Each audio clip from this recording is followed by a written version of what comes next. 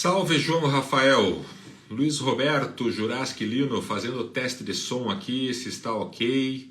Anderson Mariano estará conosco hoje, já está na nossa sala de espera, nos bastidores, aguardando para entrar. Josiane Silva, nossa convidada da próxima semana, já deixo aqui o convite para todos vocês, dia 8 de setembro, às 17 horas, eu estarei com a advogada Josiane Silva e o tema interessantíssimo e difícil, órfãos do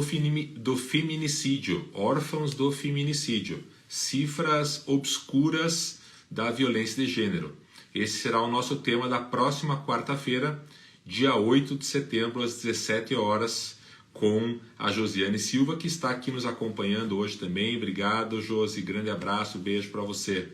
Estamos com a presença da Cláudia da Rocha, de Londrina, do João Rafael e recebendo hoje o Anderson Felipe Mariano, advogado em Londrina, com grande experiência, atuando em casos de repercussão nacional e que hoje vai tratar comigo de um tema que está na pauta, está na nossa pauta diária, que é o tema da CPI e os reflexos jurídicos que nós encontramos aí nas atuações das CPIs. Lembrando todos vocês que o nosso programa é um programa semanal, todas as quartas-feiras, 17 horas, já partindo para quase 2 anos de programas ininterruptos, e todas essas gravações com conteúdo jurídico de extrema qualidade dos nossos convidados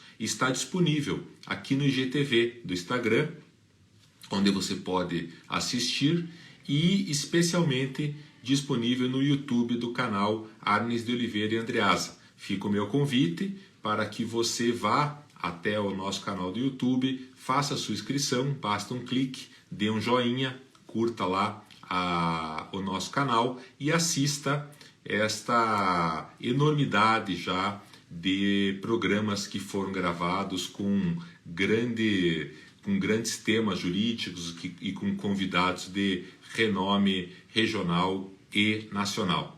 Também nessa nossa abertura do programa, quero convidá-los a continuar assistindo o nosso segundo seminário virtual, que é um seminário de homenagem ao professor René Ariel Dotti.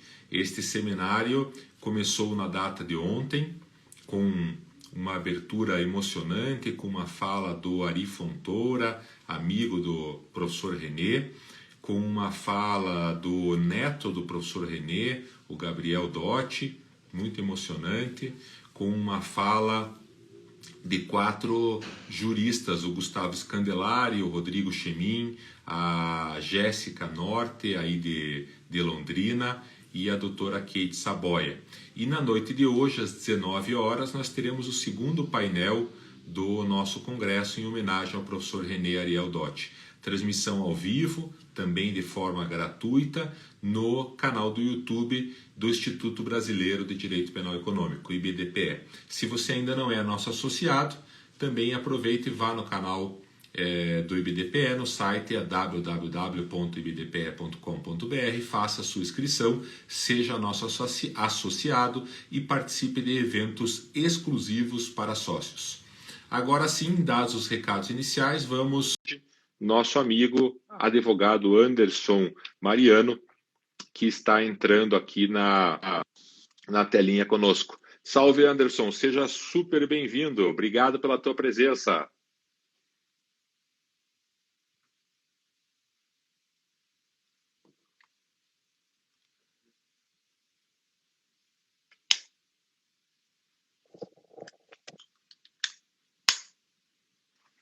Eu não estou te ouvindo, não sei se é um problema meu aqui. Alô?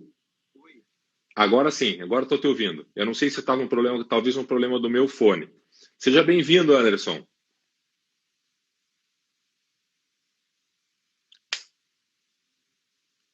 Não está funcionando.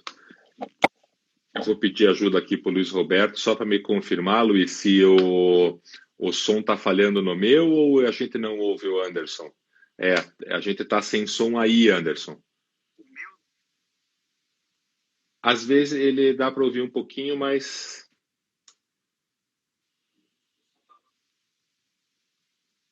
não. Quando você chega mais perto, a gente ouve um pouquinho. É o áudio lá, né? Talvez se ele sair e entrar de novo, deve ser o fone dele que não está captando. Vamos ver aqui, o Anderson vai fazer o teste lá, já vamos ajeitar. Este é o nosso mundo moderno, Anderson, fique tranquilo.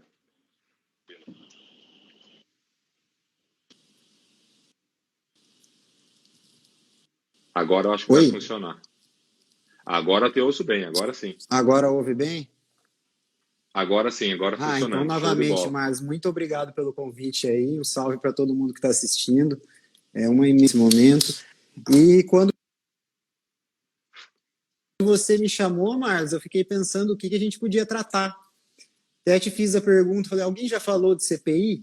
Porque em todo lugar que a gente vai, hoje em dia, em qualquer, você vai, vai no bar, vai no restaurante, você está no corredor, em qualquer lugar, o porteiro te aborda, a sua família, você vai no aniversário, todo lugar, todo mundo fala o tempo todo da CPI, né? Até eu estava assistindo agora.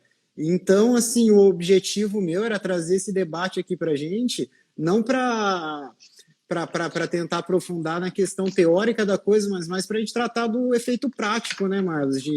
Do que a CPI, aonde que ela pode chegar, das decisões que o Supremo vem tomando, né, no âmbito da CPI, o que isso vai influenciar para a gente lá na frente, o que já influencia agora, porque é corriqueiro na vida do advogado criminalista que às vezes nós tenhamos que defender algum vereador, algum empresário, alguém que é investigado ou numa CPI aqui no interior do Paraná, ou qualquer outro local, ou você aí mesmo na capital, e a gente se vê diante dessa situação que é um campo completamente diverso para nós, né, Marlos? É verdade. E Anderson, antes de nós entrarmos no tema da CPI, eu gostaria que você se apresentasse para os nossos ouvintes. Eu tenho tido uma alegria muito grande de atuar com o Anderson num processo de repercussão nacional no interior de São Paulo. O Anderson defende um réu, eu defendo outro réu. Nos aproximamos por conta desse processo, mas você é um advogado já conhecido, atuante em causas de repercussão nacional, jovem, e eu gostaria que você contasse um pouco da tua trajetória, do teu escritório, da tua área de atuação, para que as pessoas te conhecessem aqui, o nosso público te conhecesse mais de perto. Maravilha, Marlos. Então, eu sou o Anderson Mariano, sou aqui de Londrina, no Paraná. Eu advogo desde 2013 e a minha atuação sempre foi mais voltada para o direito penal econômico, crime de colarinho branco, crime tributário, econômico, e até mesmo eu já atuei no eleitoral, hoje não mais, mas então a gente já atendeu bastante político, vereador, prefeito, então acabei trilhando mais esse caminho, e uma coisa vai ligando a outra, então nós estamos em alguns casos, né, Marlos? Não só esse acabou aproximando mais a gente, que é um caso extremamente complexo, que já tivemos diversas audiências e ainda teremos, né? Parece que não acaba nunca, todo dia é uma coisa nova, e é incrível. Já passou algumas vezes no Fantástico, aí vem algo novo, agora já acaba a instrução e continuam juntando coisa, parece que não tem fim. Mas não só esse, temos outros casos em comum. Acho que desde 2018 a gente está uma ou outra fase da Lava Jato, algumas outras operações que envolvem política, né, Marlos? Sim. Então, basicamente, esse sou eu, oriundo de Londrina mesmo, formado na UEL, e a minha carreira mais voltada para a parte prática mesmo, né?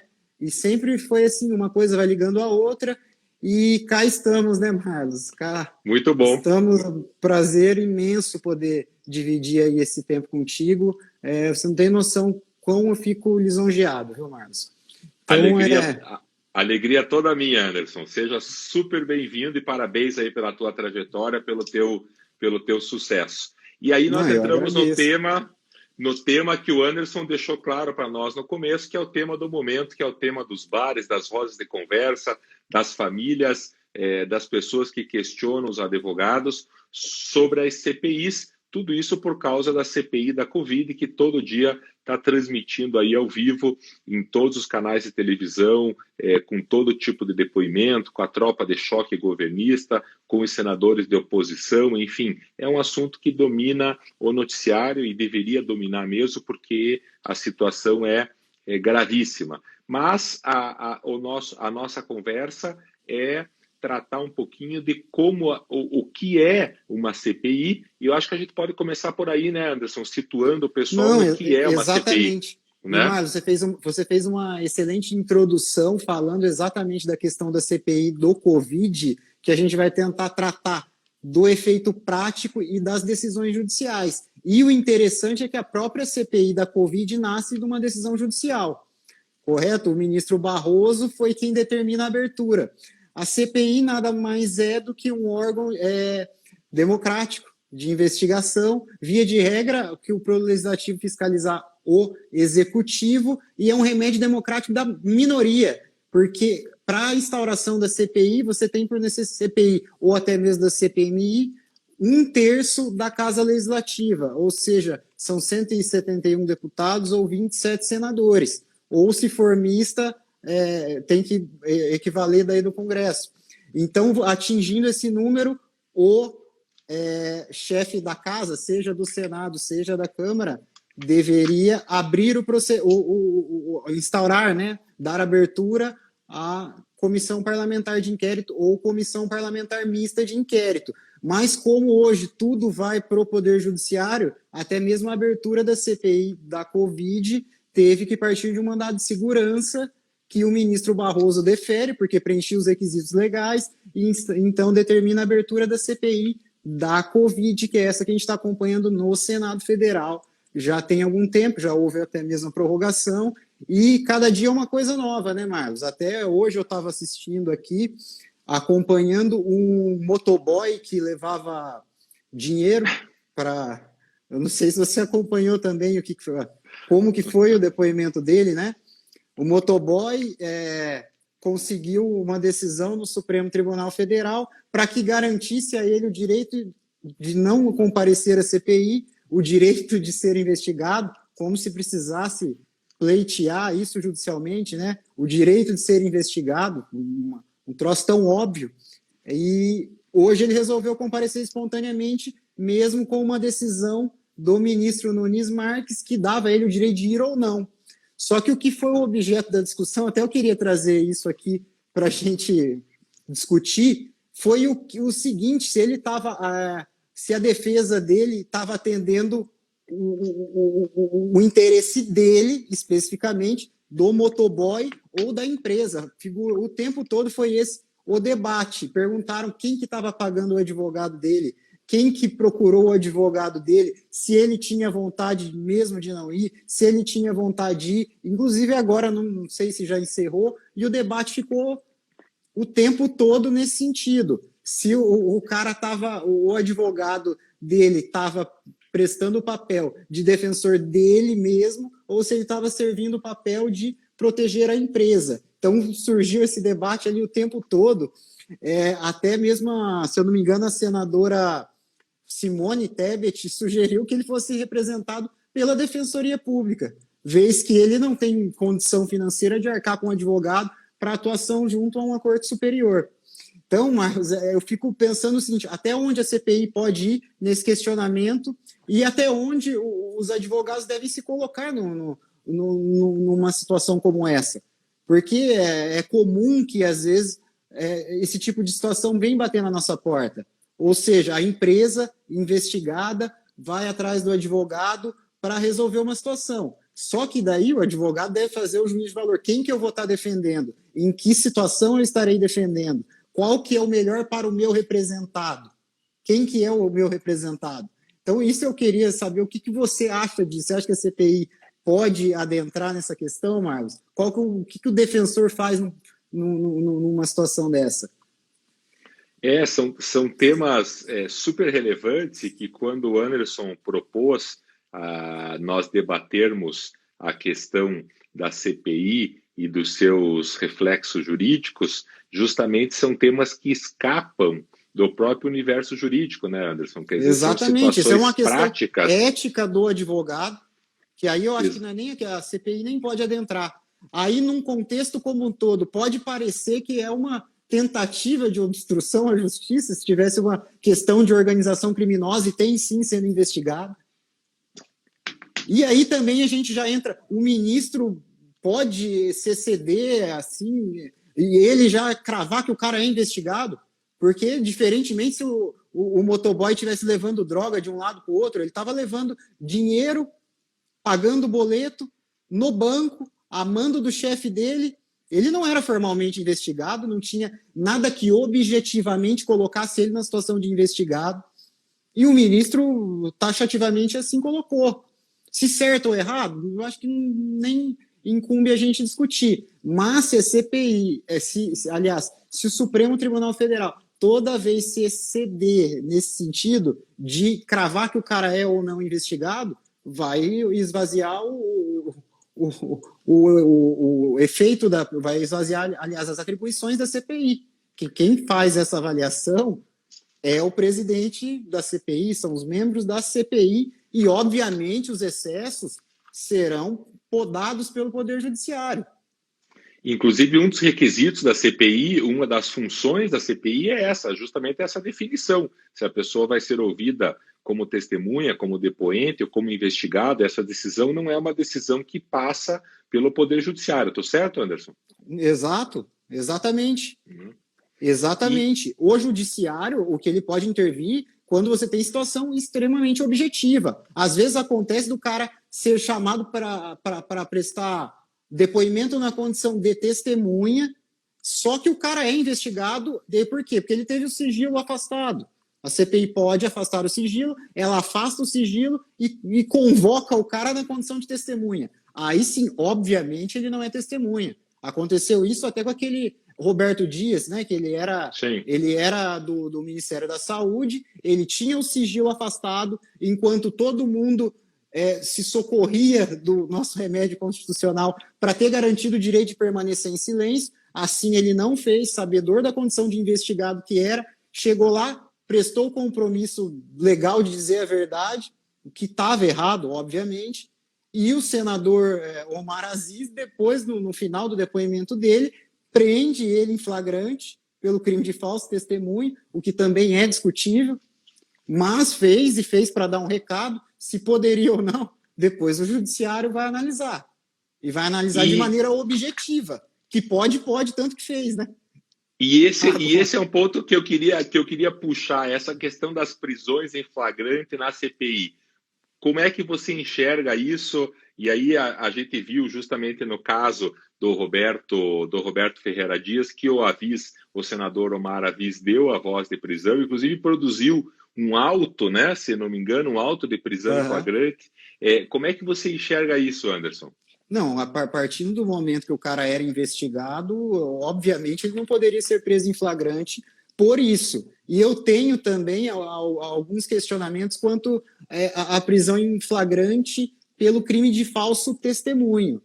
Porque assim, tem uma série de coisas que devem ser avaliadas para que possa chegar nessa conclusão. Então, assim, ele tem que ter a vontade de atrapalhar algo, de mentir, porque o cara pode esquecer, ele pode estar nervoso, assim, existem N situações. A primeira, obviamente, ele não poderia ser preso em flagrante pelo crime de falso testemunho porque ele era investigado. Obviamente, tanto que depois o judiciário anula essa prisão em flagrante. Agora, a questão de quem pode ou não lavrar, até isso a gente se discute se a Polícia Legislativa pode lavrar o auto de prisão em flagrante, desde que já esteja em estado de flagrância. É extremamente questionável. É a primeira vez que houve uma prisão em flagrante nesse sentido, e é tudo novo, né? Vai ter discussão para um lado ou para outro, mas por obviedade, o investigado não pode prestar o compromisso e muito menos ser preso em virtude disso. Isso é óbvio.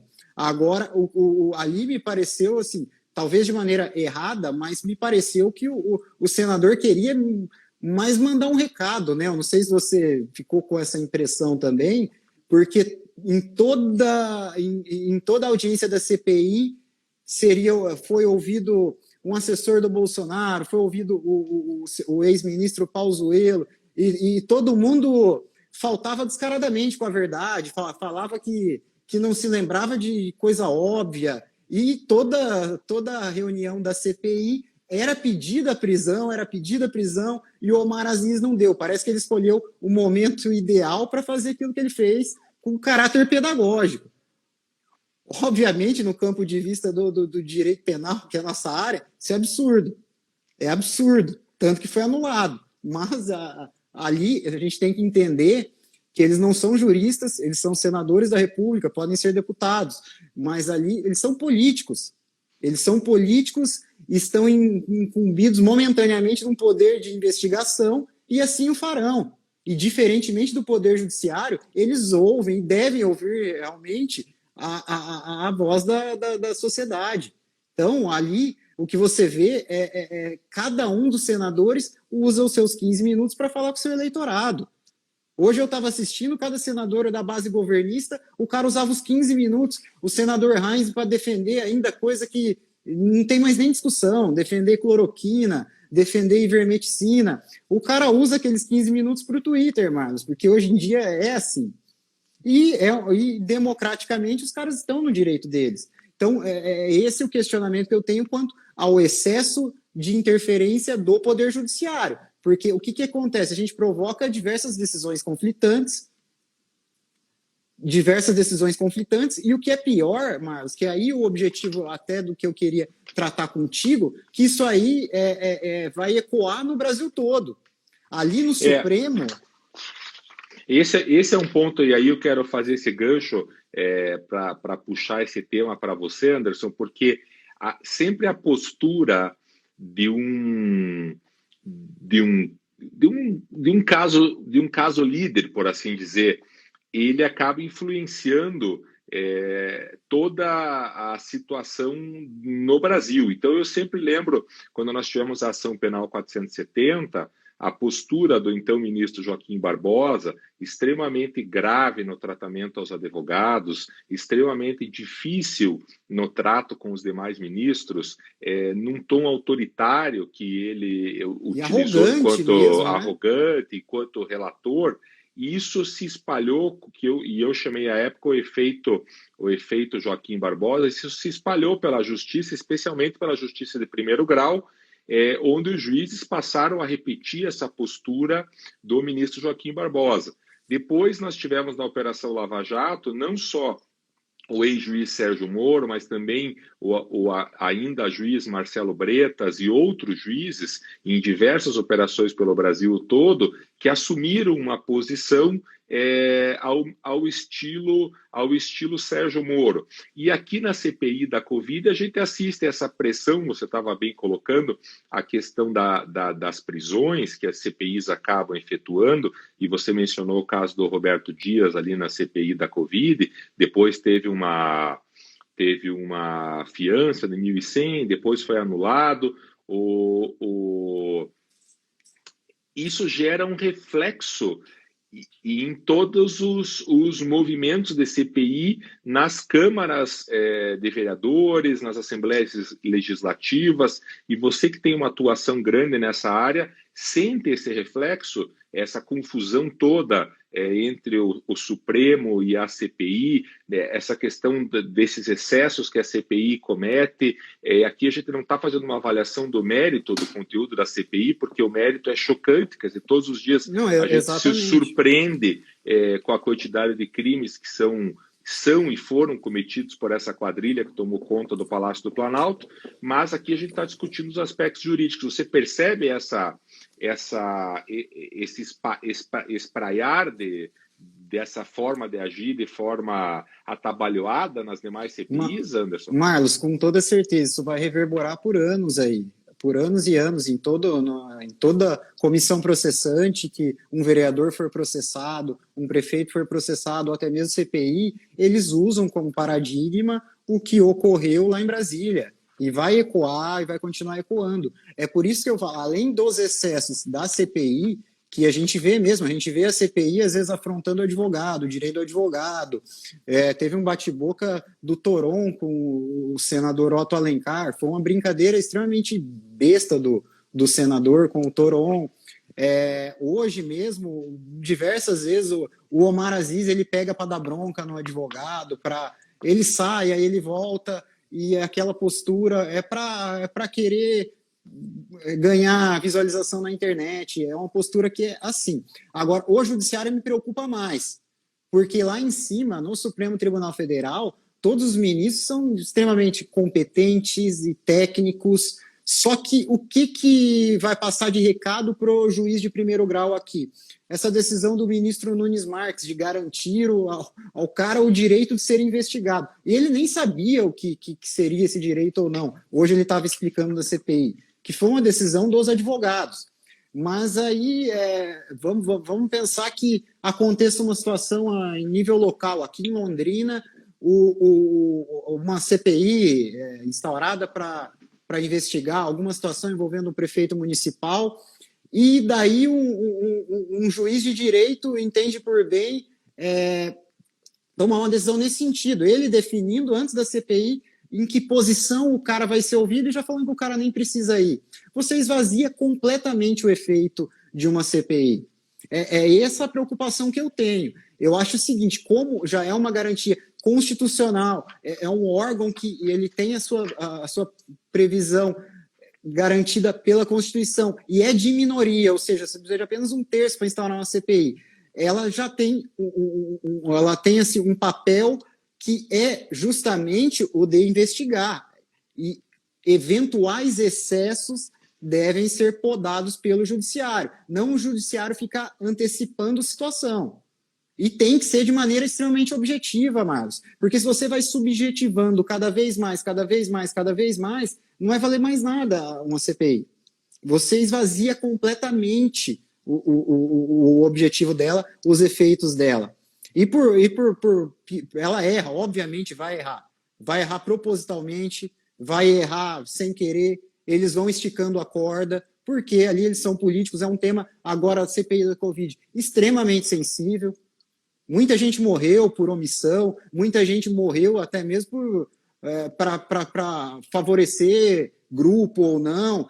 Tem muita coisa absurda. Cara negociando em boteco 400 milhões de vacina, um cabo de Minas Gerais. É muita coisa absurda mesmo. Então, o que acontece? O político ele vai querer esticar a corda até onde der. Ele está com a população a favor, parte e a outra parte não, mas o papel deles é esse aí. Agora, o judiciário tem que ter essa firmeza, essa frieza também, para decidir com base em valor objetivo, de acordo com o regramento legal, e não exceder na interpretação, porque vai criar esse efeito cascata. Aí o juiz de primeiro grau vai estar esvaziando efeito CPI. Então, essa a preocupação que eu tenho, é justamente o primeiro grau, como que acontece, porque tudo é tido como base o que acontece lá em cima. Então esse o receio, e vira e mexe a gente vai se colocar numa situação dessa. Nós, enquanto advogados, direto acontece, o cara te procura, aí você vai falar o quê? Vai indicar, falar, eu não atuo nesse tipo de coisa, vai lá e contrata o Guilherme Gonçalves, dá um exemplo. Então, não dá, a gente vai ser provocado, a gente vai ter que passar por esse tipo de situação. CPI, comissão processante, porque acontece, é da atividade política, e uma CPI, uma investigação, dá muito mais visibilidade para o legislador municipal do que só o fato dele ser vereador. É um troço que chama atenção. O advogado tem uma atuação política na CPI também, Anderson? Marlos, deve ter. Aí que tá. Aí que às vezes acontece. O advogado ele tem que ter o triplo de frieza do que a gente tem que ter na atuação perante o Poder Judiciário. Porque acontece situação igual o próprio Toron, ele foi uma brincadeira que o o Otto Alencar fez, o Toron interpretou de maneira errada, uma brincadeira totalmente idiota, né? Até bem colocar, e não só, qualquer advogado que se coloca numa situação dessa tem que entender que os caras vão tentar fazer política, que eles vão tentar tirar do sério. Então, o advogado tem que ter essa percepção também. O bom advogado, para lidar com esse tipo de coisa, ele tem que jogar. Primeiro que tudo depende de política, né? Agora, quando você está na casa dos caras, principalmente, tudo isso tem que ser avaliado. Você tem situações que igual esse cidadão hoje, o cara já era mais fácil ele ter ido prestar esses esclarecimentos, obviamente ele não era investigado, obviamente o motoboy. O motoboy, o cara é um coitado. Aí foi o que ele falou, a defesa entrou para garantir o direito de que ele não fosse, ele não foi um dia, a imprensa encheu a casa do cara, ficou enchendo o saco do cara, aporreando a vida do cara, aí ele resolveu ir hoje. Foi e falou, obviamente, nada que incrimine ele pessoalmente, só que complica a empresa dele, isso é uma situação óbvia. E aí ficou esse questionamento, mas quem que pagou o cara, quem que contratou o cara, o advogado está servindo quem? Está servindo a empresa ou está servindo, no caso, o investigado ou a testemunha? Que eu acho que isso também é um cuidado que a gente tem que tomar, né, enquanto profissional, né, Marlos? Porque é uma questão da ética também, né, que a gente tem que pensar quem nós estamos representando e fazer o melhor para o nosso representado, de fato. E a gente pode sujeitar a alguma situação que pode complicar a carreira do cara também, né? Porque vai numa CPI dessa, os caras querem esculachar mesmo. E se precisar esculachar o advogado, esses caras o farão. E, inclusive, sobre esse tema, o Guilherme Lucchesi, que é o nosso presidente do Instituto Brasileiro de Direito Penal Econômico, que está aqui nos acompanhando, lembra e sugere a todos a leitura hoje no Estadão. O Calegari, o André Luiz Calegari, advogado, escreveu um artigo, o desrespeito às prerrogativas do advogado na CPI da Covid. Vale a pena ler o artigo justo sobre esse tema que nós estamos também debatendo aqui com o Anderson. Eu quero aproveitar essa menção ao IBDPE para convidá-los a participarem hoje à noite, às 19 horas. Nós temos o segundo painel do segundo seminário virtual, esse em homenagem ao professor René Ariel Dotti. A noite de ontem foi realmente emocionante, a participação do Ari Fontoura foi de emocionar a todos, e também dos palestrantes, o Rodrigo Chemin, a Kate Saboia, a Janaína Norte, o Gustavo Scandelari estiveram conosco, também o filho do professor René, o neto do professor René Dotti, o Gabriel, esteve conosco, e hoje às 19 horas a desembargadora Priscila Placha, o advogado Alexandre Knopes, e numa mesa presidida pelo ex-presidente do IBDPE, pelo Francisco, e com a participação também do ex-secretário de Segurança Pública do Estado do Paraná, o Reinaldo de Almeida César, que vão hoje homenagear o professor René. Então, tudo isso às 19 horas, totalmente gratuito, pelo YouTube do IBDPE, ficam todos convidados para estarem lá conosco. E aqui eu estou conversando com o Anderson Mariano, advogado de Londrina, sobre a experiência da CPI, não só da CPI da Covid, que está na pauta de todo dia, mas a experiência e participação em outras CPIs e o reflexo da interferência do judiciário nas CPIs, a participação do advogado, as prisões em flagrante. E aí nós podíamos falar um pouquinho, Anderson, da quebra de sigilo. A CPI pode quebrar o sigilo dos investigados? Isso tem acontecido na prática? Marlos, tem acontecido, e eu já vou até fazer um gancho aqui de ligação com o anterior, inclusive com esse afastamento de sigilo, pode ser feito sim, ela tem garantido a ela, né, esse poder de afastar o sigilo bancário e fiscal, só que, obviamente, tem que ser fundamentado, igual a legislação exige para um juiz de direito, também exige para a CPI. E o que tem acontecido é que há o afastamento em bloco, em lote, sem individualizar conduta, necessidade, nem tempo e nem nada. Então, o Supremo, aí sim, acertadamente, após uma decisão equivocada da CPI, o Supremo vem coibindo. Até a gente tem um exemplo claro que daí também entra a questão da violação das prerrogativas do advogado, que teve a situação do Frederico Wassef, que é advogado do Bolsonaro, que ele teve o sigilo dele afastado, sem justificativa nenhuma, sem fundamentação nenhuma, e obviamente o Supremo já deferiu uma liminar suspendendo os efeitos dessa decisão, que foi afastado em lote. Eles aprovam um requerimento de 10, 15, 20, afastam e dane-se, né? É mais ou menos isso o pensamento dos caras. Eles querem chegar num objetivo e daí quem se sentir ofendido que procure o Supremo. Mas daí, igual eu repito, é uma decisão que o Supremo toma depois da ilegalidade. Uma decisão tomada antes da ilegalidade que eu acho complicado no âmbito da CPI. Mas com certeza há excesso e vai continuar tendo excesso. Agora tem uma situação que eles podem afastar o sigilo, só que para determinar a busca eles não podem, eles precisam de autorização judicial. Hoje mesmo eles solicitaram o telefone do motoboy, o motoboy, por orientação da defesa, não entrega o telefone. Então o senador Alessandro Vieira, que ele é delegado de polícia, é um senador que todo mundo que torce pela CPI gosta muito dele, é um cara muito incisivo, sempre, sabe interrogar. Ele pleiteou, ele fez um requerimento para que seja solicitado judicialmente um pedido de busca e apreensão dos aparelhos telefônicos desse motoboy. E a CPI aprovou. Agora eles têm que distribuir isso no Poder Judiciário para que o Judiciário defira ou não. Então eles também têm esse limite. Pode o afastamento de sigilo, mas determinações, obviamente, judiciais, eles vão ter que socorrer do Poder Judiciário. Até eles estavam discutindo se pediria em primeiro grau ou no Supremo, mas esse tipo de pedido eles podem pleitear em primeiro grau, a um juízo de primeiro grau, para que assim o faça. Então, eu ia perguntar alguma coisa? Não, o que nós percebemos, Anderson, pelo menos é assim que eu enxergo, é uma verdadeira confusão, se não quisermos dizer uma invasão entre o legislativo e o judiciário. Quer dizer, os dois poderes na CPI, eles acabam interferindo um no outro, e a CPI da Covid está dando exemplo disso para todos os gostos, para todos os lados, né?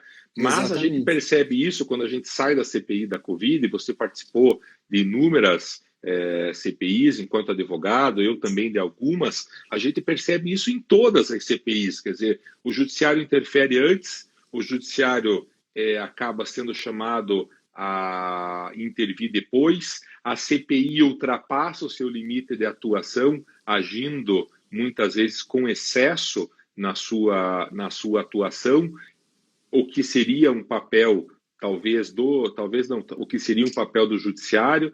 E eu lá atrás, logo na promulgação da Constituição, e eu era estudante nessa época, me formei em 1991, e depois na primeira CPI que participei, eu sempre tive dúvida se deveria existir a CPI enquanto uma comissão parlamentar de investigação, porque eu penso que se o judiciário estivesse fazendo o seu papel de forma adequada, e aí a polícia e os órgãos de investigação, a gente não precisaria ter uma CPI também investigando. Você tocou nesse ponto várias vezes hoje, quando você disse que os senadores agem nos seus 15 minutos não para a finalidade da CPI, mas agem para usar nas suas redes sociais as frases de impacto, agem para falar com o seu eleitorado. E eu fico pensando até que ponto, e aqui é uma provocação não só a você, mas a todos que estão nos acompanhando, até que ponto isso é válido, até que ponto isso nos interessa enquanto país. Não estou me referindo à CPI do Covid, sendo um torcedor, acaba todo mundo sendo torcedor hoje em dia. Eu, evidentemente, sou favorável aí a investigação que está sendo feita pela CPI da Covid, mas fico sempre pensando até que ponto isso vale a pena enquanto estrutura do país, porque é uma confusão entre os poderes, né?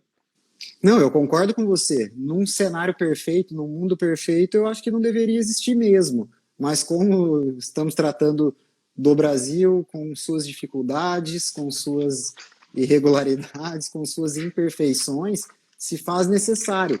Ou você tem alguma dúvida que a CPI da Covid já nos trouxe efeito prático no sentido de barrar algumas situações que teriam acontecido? Lógico. Aquela situação das 400 milhões de doses da vacina. Aí eu volto lá atrás, se não fosse a CPMI, né, do PC Farias, o Collor teria renunciado, teria depois sido empichado. Aí a gente pega a CPI dos anões do orçamento, a CPI dos Correios, que deu origem à ação penal que você 470. falou, 470. Não. Aí teve a dos sanguessugas, do Cachoeira.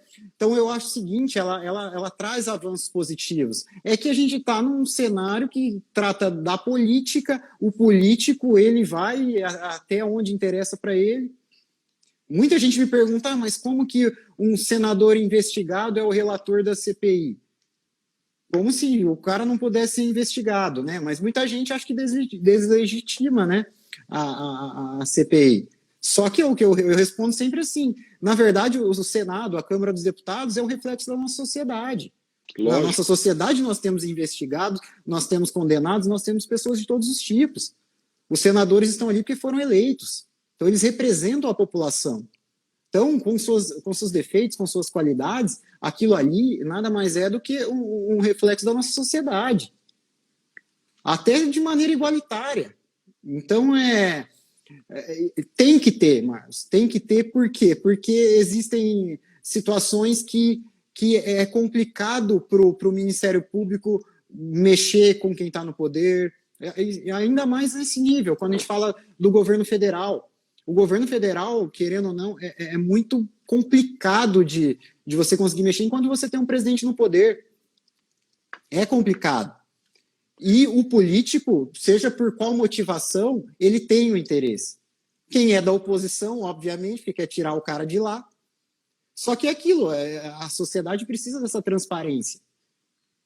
E nessa influência que a CPI exerce, você mencionou bem diversas CPIs que exerceram essa influência e agora, sem dúvida nenhuma, a CPI da Covid está exercendo essa influência num momento em que o inquilino do Palácio do Planalto tenta controlar a Polícia Federal, infelizmente controla o nosso procurador-geral recém-empossado pela segunda vez no cargo de procurador-geral, limita e tenta limitar a atuação do Supremo Tribunal Federal, o que deixa ainda mais importante o papel da CPI. E nesse sentido... Até o Guilherme está falando que discorda da gente, mas na verdade ele concorda. Nós estamos falando exatamente isso. Você fez na verdade, a ele discorda, o Guilherme, na verdade, discorda de mim quando eu disse que eu disse que não, talvez fosse o caso de não existir a CPI, e você lembrou bem, isso seria no mundo ideal, daí você fez o gancho da interferência. No mundo ideal, talvez nem nosso serviço fosse necessário, né, Marcos? No mundo ideal, o advogado criminalista talvez não tivesse, né, se não tivesse excesso do judiciário nem do outro lado. E o Guilherme coloca um bom ponto aqui, que eu acho que é um ponto que a gente pode estudar realmente, que a CPI é um instrumento político da minoria para exercer a influência sobre o governo, que está concordando com você. Nesse aspecto, ele, Guilherme, não tem dúvida de que a CPI deve existir e que o que a gente pode discutir é o seu uso como investigação preliminar no processo penal. Exatamente. Agora, aí é um ponto... Esse é o ponto relevante e eu confesso que na experiência que eu tenho de CPI, nenhum resultado de CPI gerou qualquer tipo de investigação preliminar para o processo penal e gerou apenas essa influência que você bem mencionou como um aspecto positivo e aquilo que eu entendo como um aspecto, não vou dizer negativo, mas que não traz reflexo para a CPI, que é o deputado falando para o próprio eleitor dele e falando para as redes sociais dele. E aí o Guilherme concorda que no mundo ideal realmente a gente não teria papel e que a CPI tem a importância no papel político da minoria. Eu concordo com você, Guilherme, agradeço sempre a tua participação, não só nos comentários, como o Guilherme tem dado várias palhinhas aqui para nós em várias lives. Sempre, e aí, Anderson, eu acho que você poderia dar um recado final aí para os nossos ouvintes sobre a CPI. Eu acho que ficou super bem contextualizado, acho que atingiu o nosso objetivo de trazer dúvidas, provocar Exatamente, reflexões, é esse o objetivo trazer mesmo. exemplos. E assim, até nós, né, que somos advogados, às vezes a gente se coloca numa situação de torcedor ali, né? Então a gente tem que tentar também podar esse tipo de coisa, porque estamos passando uma pandemia com um extremo descaso, né, dos nossos governantes. Aí às vezes a gente vê que de maneira proposital. Então, assim, Marlos, uma coisa que a gente deve pontuar é que as instituições funcionam, cara. Quem erram são as pessoas. Então, a gente não pode criminalizar a CPI. A CPI não erra, a CPI por si só. As pessoas talvez fazem mau uso dela. Igual o judiciário também. Vamos falar que o ministro errou ou não errou? Não. Tudo depende do ponto de vista e é necessário, sim, é necessária a atuação do judiciário para coibir excesso, é necessário a CPI como instrumento de minoria, exatamente para criar uma situação de mal-estar, para não ficar tudo confortável. O absurdo do absurdo é a gente imaginar que o governo federal, diante de uma pandemia, diante de todo esse descaso, ainda ele tivesse numa zona de conforto com o poder legislativo, em virtude com 560, 70 mil pessoas mortas. Então, assim, Marlos, tem que ter. E uma outra questão também que a gente podia refletir é até que ponto, Marlos, essa CPI, essa pandemia vai deixar assim de caráter pedagógico, né? Eu acho que deveria ter uma responsabilização extremamente exemplar. Com certeza a CPI fará um relatório pelo indiciamento de diversas autoridades, mas que isso traga um reflexo daqui para frente também. O Poder Judiciário, aí sim, quando tiver que processar criminalmente, quem tiver que ser processado, que assim o faça da melhor maneira possível, porque em uma situação de excepcionalidade igual a gente viveu, não tem como assim, abrir brecha para que isso continue. Foi o pior momento que a gente atravessou e no pior momento as pessoas utilizaram dessa situação ou por má fé ou por negligência para tirar proveito próprio, seja político. Tem gente que apostou no caos, quanto pior, melhor. Então, assim, que a sociedade possa evoluir nesse sentido, Marcos. Eu vejo que bastante gente evoluiu nesse sentido e espero que de tudo aquilo que tenha de ruim a gente extraia algo bom, seja para fortalecimento das nossas instituições, que eu acredito, eu sou meio romântico para esse tipo de coisa, eu sempre acredito no fortalecimento, por pior que seja a situação, eu acredito no fortalecimento, acredito que nenhum personagem é maior que as instituições que existem na nossa democracia. Então, o objetivo era justamente esse, provocar reflexão, seja para os colegas advogados, para os estudantes de direito, porque vira e mexe, vai bater na nossa porta esse tipo de coisa, esse tipo de debate, e não tem algo que é certo, reto e perfeito, porque o cenário não é perfeito, então a gente tem que estar sempre provocando esse tipo de discussão para ver que caminho tomar da melhor maneira possível, Marcos. Então, eu só agradeço mesmo o seu convite, um imenso prazer poder bater um papo aqui contigo, e sempre que houver o convite, virei com o maior prazer. Eu que agradeço, e eu acho que a tua mensagem de esperança e a tua mensagem de acreditar nas instituições é excelente para a gente realmente encerrar essa live em alta, num tema tão espinhoso, num tema tão complexo que é esse tema das CPIs. Então, agradecer você, Anderson, pela tua participação, pelo aceito do teu convite, dizer aos nossos ouvintes que na próxima quarta-feira eu estarei conversando com a advogada Josiane Silva sobre um tema também espinhoso, órfãos do feminicídio, cifras obscuras da violência de gênero. É um tema de pesquisa da Josiane, na próxima quarta, às 17 horas. Hoje, conversei com Anderson Mariano, CPI não só a CPI da Covid, mas a CPI e seus reflexos jurídicos, O roteiro foi do Anderson Mariano, a produção foi minha, o backstage do Luiz Roberto Juraski Lino, e na próxima quarta estamos de volta. Saúde, um abraço a todos, muito obrigado. Valeu. Grande abraço. Valeu, Marlos. Tchau, tchau. Um abraço a todos. Tchau.